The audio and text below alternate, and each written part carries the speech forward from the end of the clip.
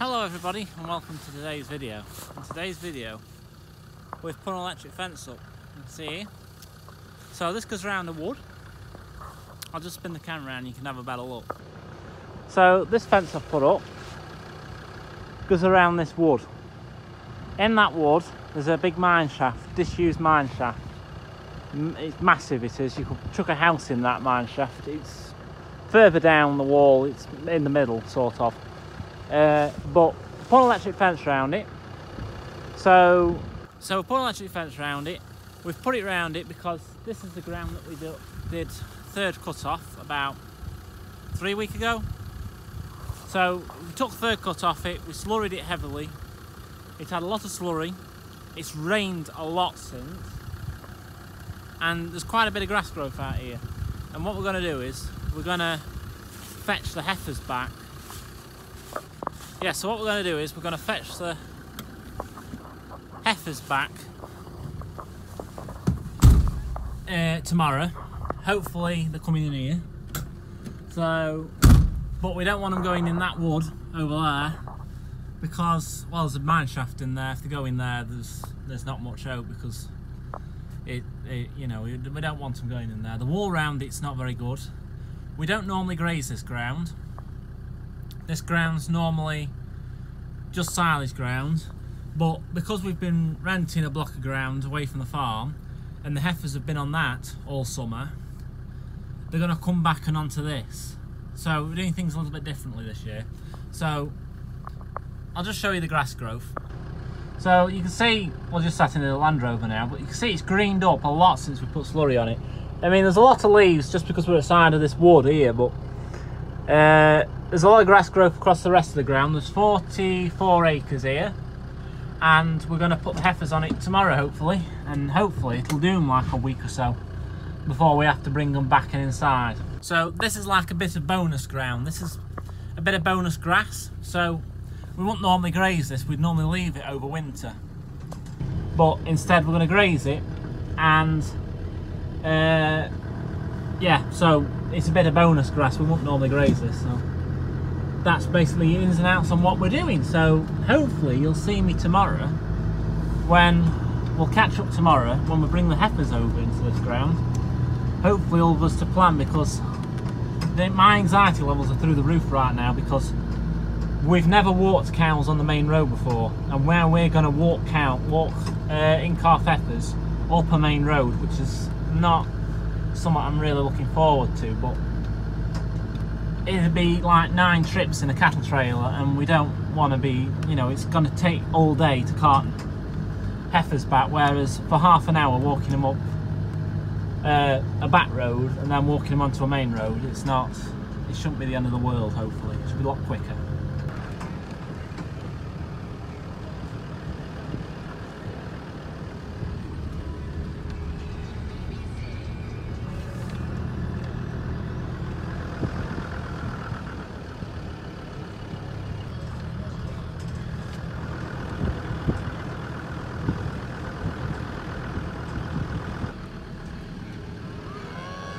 Right, so what we're just doing now is we're moving the heifers into the bottom field closest to the road. Well, I'm seeing if they'll follow me.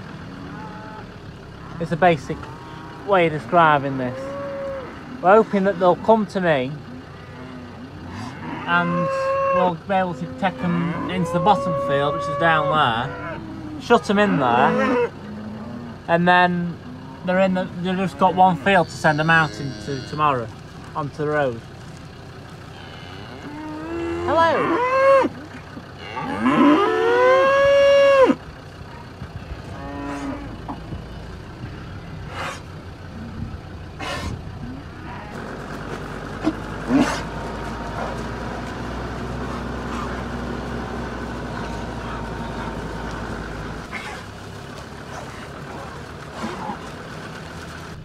Right, so that's the field they're being shut in for tonight.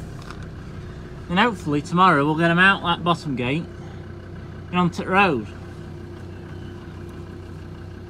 I'm just hoping that they'll keep moving, we can get them in there without me having to go in with the Land Rover.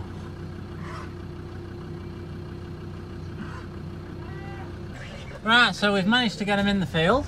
We've shut the gate So there should be 41 there, but we're just going to have a drive around the other fields and check they're all there. But we did end up having to go in with a Land Rover and get him to follow us, because they're just fed up now. There's no fresh grass here for them, and they're just a bit bored.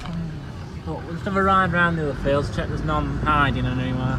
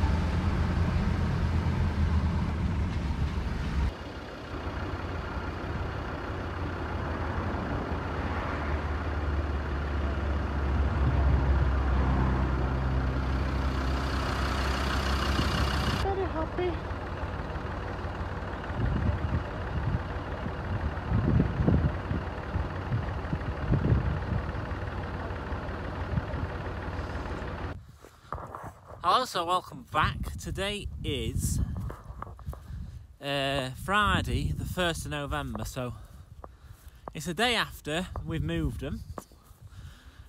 I've got some clips of moving them. I'll put them before this, obviously. But yeah, we managed to move them. We managed to get them over here. I'll just flip the camera around now and you can see them. So they're over there in the distance. So I'm just coming over now, just to have a look, see if they're alright. Hello, girlies. Hello.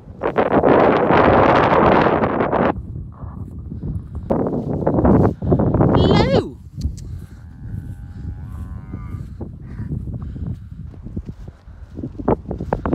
Are you happy? They're all just sheltering under the wall here. It is really cold and windy today. Getting a bit of shelter.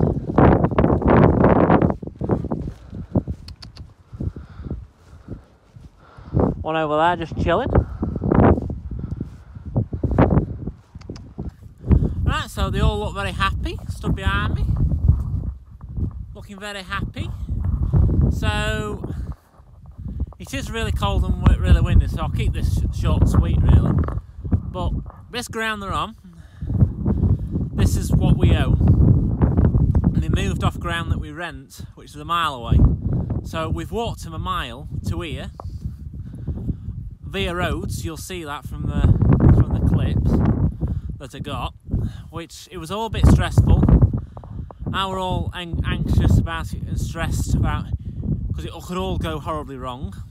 It didn't, thankfully, but there was points where like a car was coming the other way on the road. They didn't like it. The car got under on the grass verge and you had to try and persuade them to get round it. But it all turned out for the good. It all went smoothly. It's just with them being young heifers as well. They're young and they are renowned for being a bit flighty. Yes, and they've never experienced walking on a main road before. And this ground that they're on now, we've never grazed this with heifers before, so this is a bit of bonus grass. We slurried it 2 weeks ago, or just over 2 weeks ago. So if you want to go back and see the video of when we slurried all this, you can do. So what we normally do is with these 3 fields, we own these 3. We take 3 cuts of silage a year off it, and then that's it. We leave it over winter.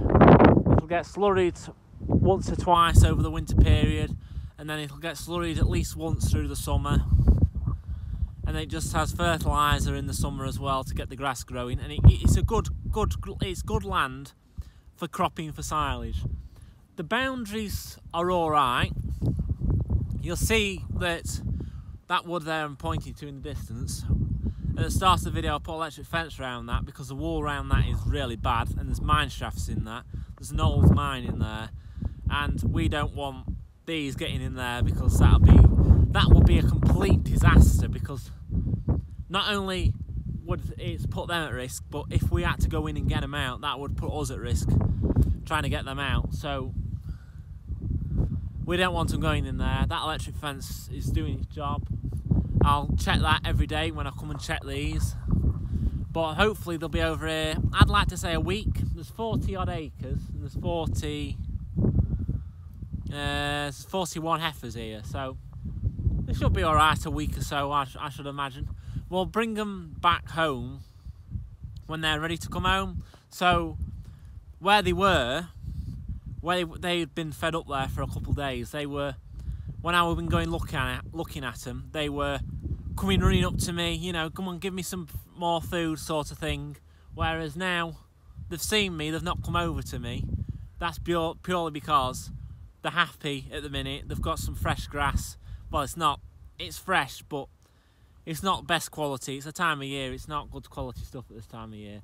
But it's something to keep the bellies full, and as long as they've got full tummies, they're happy. So yeah, so we're doing something we don't normally do. We wouldn't normally graze this ground at this time of the year. We've never done that before. It's just that this ground's closest to the ground that we rent, so it was easiest to walk them back onto this, and it worked quite well. And then hopefully next year we'll do the same again if it turns out well. So these will stay here now for as long as they want to, really. When they start following me to go home, that's when we'll think about taking them home. But it was very foggy yesterday, which is not ideal when you're walking cows up a road. You don't, because you're putting other road users at risk, and that's one of the things. But they did have to be moved yesterday. It was the day they had to come off. So yeah, they're happy. They've got a bit of fresh grass, and everything went well. So couldn't have asked for a better outcome, really. And if we carted them back in the cattle trailer, it would have been like 8 to 9 trips in a cattle trailer. That's a day gone carting animals about. Whereas walking them up the road for about a mile, it took us about 10 minutes. You know what I mean? 10-15 minutes. And most of the time they didn't walk, they ran. But that was one of the things that worried me, was if they ran and ploughed through a wall on the other side of the road, or something went wrong, they could have jumped on a bonnet of a car. We had, very thankful for our neighbour Carl, who came and gave us a hand in his gator. That's not ours, by the way. He came with that buggy, mule they called, ATV, like quad bike with a cab on. Asked him to come and give us a hand, so there were 6 of us all together, because more people the better, really. We My other half, she were on the junction to the main road, stopping traffic coming down. Then she were stopping traffic coming on, so when these got to the roads, stop the traffic so these could carry on coming. So these have got the right of way, and they won't get spooked by cars. And my mum and dad, they were at this end, stopping them going further up the road, you know, trying to turn them in. And then me and Carl were behind them, and my brother were running in front of them. But it all went pretty well. It was a success, so that's always a good sign. And they're happy for the time being. So I'll do a little video when they come in. But the first ones of these aren't due to calve till January, end of December, January. So they can stay here till then for me. But someone tells me they'll get hungry before that. They'll run out of food. So I'll leave the video as this. So if you've liked it, give it a thumbs up and subscribe below, and I'll see you in my next one. See ya! So I thought I'd just video this. You can still see bits of slurry on the floor. So that's all come out the back of the slurry tank, all down there. All this here. So that was slurry come out the back of the tank. That was like the fibrous bit of muck. But that was 2 weeks ago. Hopefully they shouldn't ingest any of that. The only time they'd ever ingest that is if they were really hungry and there was nothing left to eat. See the wheel marks there on the tanker. But yeah, pretty good. They're happy. They're just sheltering under the wall out the window at the minute because it's bitterly cold this morning.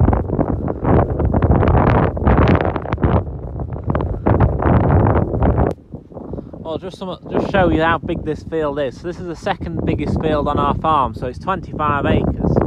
So the boundary wall runs along there. There's the corner where the end of my finger is, the water trough in that corner. Then it goes right down there, round them trees there, back of them holiday cottages, up that wall there, right up there, then right up into that far corner, then down the dip, up this side.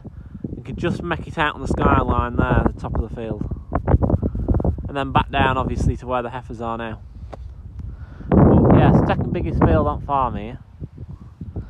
See bits of grass here that the bale left behind about three weeks ago when we did third cut. But hopefully this will do them for a bit. And this is just making most of grass that would normally be wasted.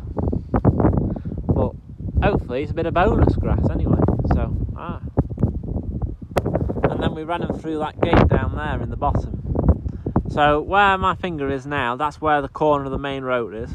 And then we ran them for about half a mile, something like that, nearly a mile down that road in the distance. But interesting fact, this field was actually mined for fluorspar. So if you don't know what that is, it's like minerals, basically. But it was mined in like the 1980s. So that patch there was was all mined out there, and it's a big wet hole now. You can see where there's a distinct dark line there.